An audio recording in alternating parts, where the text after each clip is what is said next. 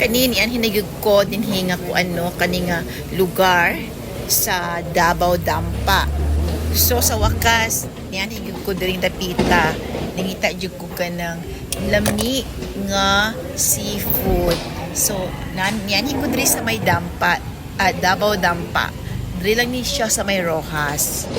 Actually, giuban na ako mga anak ani guys, gusto nta ako rausan no, pero aluoy ko sa akong mga anak ko so ako lang giuban diri para kami pod malipay nga mukaon no, di lang ako'y malipay patanan jud mi malipay nga magkaon og seafood maora na no, para dili ko maboard ug paabot sa ako ang gihinam-hinam nga seafood, akong paborito nga seafood.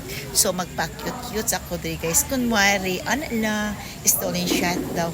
O di ba, ana lang yun pa-cute-cute lang sa takajut balag. Di gulang, oy, magpa-cute-cute pa. Kay nga no bata la ba di ay ang pwede. O man na ilahang, kuan ang ilahang place guys, no? So wakas guys, niabot na gyud ang akong gipaabot no nga seafood kay burag ay nakakatakam na gyud guys, super tanawa na gyud ng crabs oh.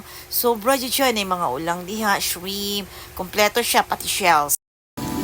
O di ba gaso-aso pag yun, gaso-aso pag yun ang seafood oy, agoy. Kalami jud guys, di jud mo magmahay. So medyo mahal-mahal lang ng konti pero sigilong oy talags naman po, di man permente kay brag bawal lang po ang permente tagkuan kanang mukhaon og kanang seafood, di ba? So, diri lang ni siya sa may Dampa, Davao, guys.